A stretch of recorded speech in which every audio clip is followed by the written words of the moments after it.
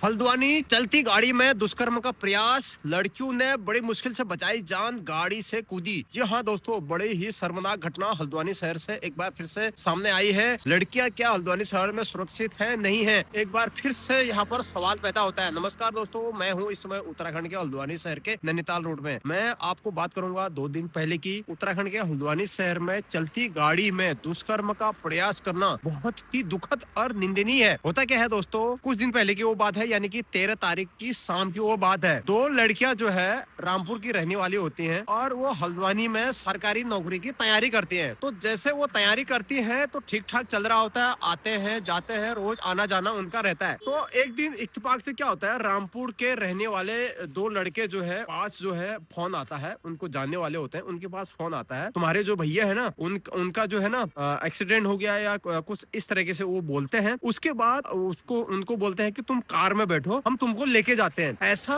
वो दोनों उस लड़कियों को बोलते हैं, रामपुर के पड़ोस के ही रहने वाले वो होते हैं। तो उसके बाद वो जो है लड़की जो है बैठ जाती है। वो कहती है यार भाई के साथ कुछ हादसा हो गया, ऐसा मतलब झांसे में लाके उसको गाड़ी में बिठा लेते हैं। 2 लड़कियां होती हैं, वो हल्द्वानी में सरकारी नौकरी की तैयारी कर रहे होते हैं। तो एक उसकी सहेली होती है और एक वो लड़की होती है, दोनों बहनें भी नहीं होते हैं, आपस में दोस्त होते हैं वो। तो उसके बाद जैसे वो गाड़ी में बैठते हैं तो कहते हैं रामपुर चलने की जब बात होती है, जब वो रामपुर चलने की बात होती है तो रास्ते में गाड़ी में उनको शराब पिलाने की कोशिश करी जाती है और अश्लील हरकत उनके साथ करी जाती है। तो लड़कियां बार बार विरोध करते हैं, विरोध करने के बाद भी वो लड़के जो है नहीं मानते हैं। 2 लड़के वो होते हैं, तो गाड़ी में ही उनको शराब पिलाने की कोशिश करी गई। दूसरी चीज बदसलूकी करी गई, बदतमीजी करी गई और अश्लील हरकतें करी गई। दूसरी चीज उनसे दुष्कर्म करने की कोशिश करी गई। तो लड़कियों ने काफी विरोध किया। एक लड़की तो विरोध के चलते चलती गाड़ी से ही नीचे उतर गई। मैं उस लड़की को सलाम करना चाहूंगा, उस लड़की को सैल्यूट करूंगा कि उसने इतनी हिम्मत दिखाई और चलती गाड़ी में से वो उतर गई। और उसके बाद कुछ दूरी पे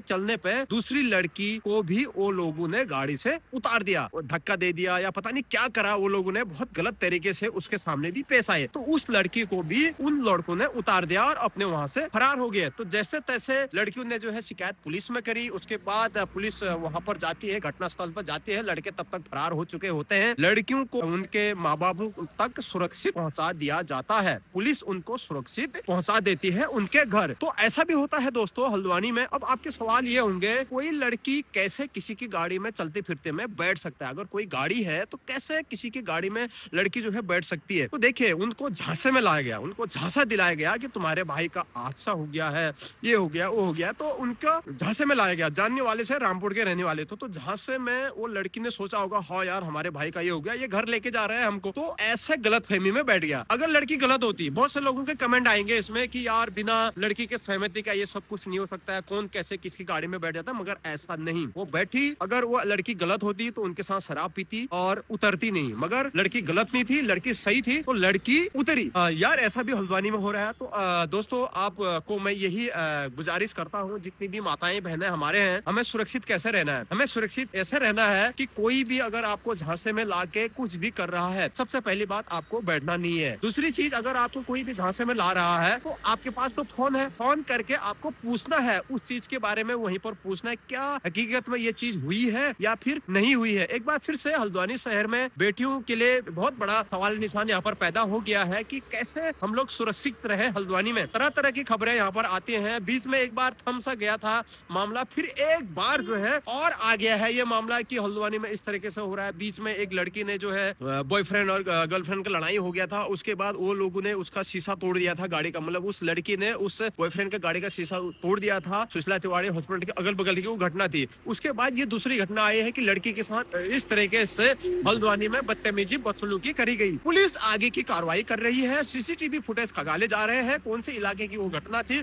सारा कुछ जो है पुलिस जो है जांच कर रही है। तो आज वीडियो बनाने का मकसद यही था कि आपको जागरूक करना कि कभी भी आपके साथ इस तरीके की घटना होती है या फिर कुछ भी इस तरीके का होता है तो आप समझदारी से काम करें, किसी के उसमें बैठे नहीं। आपको मैं बता दूं, बीच में टेम्पो का सत्यापन चला था। एक टेम्पो वाले ने भी कुछ इस तरीके से लड़की के साथ बदतमीजी करी थी। स्कूल की टीचर थी वो, आपने सुना होगा, मैंने वीडियो बनाई थी। उसके बाद जो है परिवहन विभाग शासन हरकत में आया था। उन्होंने सारे जितने भी गाड़ियां हैं उनके परमिट संख्या, मोबाइल नंबर, एड्रेस वेरिफिकेशन सब कुछ कराया था, मगर वो कुछ समय के लिए था। आज तमाम जो इस तरीके से टेम्पो चल रहे हैं, तमाम टेम्पो देखे होंगे आप आपने किसी का वेरिफिकेशन नहीं है, आधे का है आधे का नहीं, यानी कि हल्द्वानी शहर में 50% बिना वेरिफिकेशन का टेम्पो चल रहे हैं। मैं आपको दिखा दूंगा। बहुत से लोग कहेंगे कि यार उनको तुम परेशान क्यों कर रहे हो, यही कारण होता है ना, जब हादसा हो जाता है तो आपको याद आता है ना, वो उन्होंने ना वेरिफिकेशन कर रखा है, ना उनके पास प्रॉपर मात्रा में ड्रेस है, ना उनके गले में आई कार्ड है, ना उनका जूता है, ना उनका फिटनेस है, ना गाड़ी के कागजात बराबर है, कुछ भी नहीं है। हल्द्वानी शहर में अवैध टेम्पो चल रहे हैं, तो इस पे हमने कार्रवाई करनी होगी। प्रशासन ने इसको देखना होगा।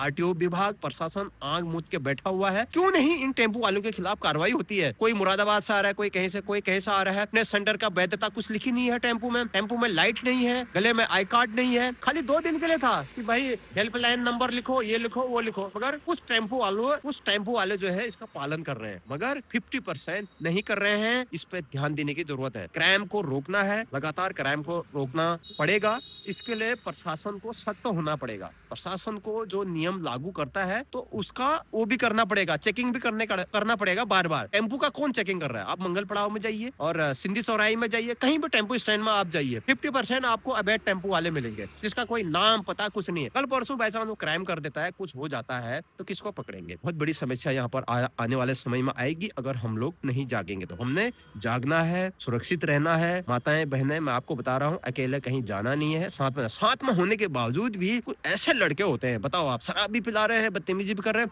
ऊपर से धमकियां भी दे रहे हैं कि भाई हम तुमको ये कर देंगे, तुमको वो कर देंगे, तुम्हारी फोटो वीडियो हम वायरल कर देंगे, ऐसा धमका। तो आपको डरना नहीं है, करने दो, कुछ नहीं होता है। फोटो वीडियो वायरल करने से कुछ नहीं होता है। आप डरे नहीं कि यार ये फोटो वायरल कर देगा तो मेरा ये हो जाएगा, मेरा वो हो जाएगा। क्यों डरना है? कानूनी कार्रवाई होगी। फोटो वायरल करेगा तो पकड़ा भी तो जाएगा, उसके बाद उसकी फोटो वायरल होगी। तो बहुत से लोग, लड़कियां जो है ना, डर जाती है, सहम जाते हैं, यार वो मेरी बेइज्जती हो जाएगी, हो जाएगा, वो हो जाएगा। मगर लड़के लोग जो है बहुत हरामी है। अभी भी बेरोजगार है, नल्ले है, काम करते नहीं है, गाड़ी में डालने के लिए तेल है नहीं, घूम रहे हैं, किसी को भी कैसे भी उठा के, किस मनसा से आए हैं वो, किस मनसा से वो लोग काम कर रहे हैं पता नहीं है। बने रहिए चैनल में, इस तरीके की वीडियो हमेशा हम बनाएंगे। वीडियो बनाने का मकसद आपको जागरूक करना है। कभी आपके साथ ऐसा होता है, आपको जागरूक करना है, डरना नहीं है, डट कर मुकाबला करना है। आखिरी सांस तक, आखिरी दम तक आपको डट के मुकाबला करना है। तो डरने की कोई आवश्यकता नहीं है कि आपके संज्ञान में अगर कोई ऐसी घटनाएं हैं, हमें अवगत कराए हैं। अगर आपके साथ कभी ऐसा हो रहा है, कोई हेल्प की अगर हमारे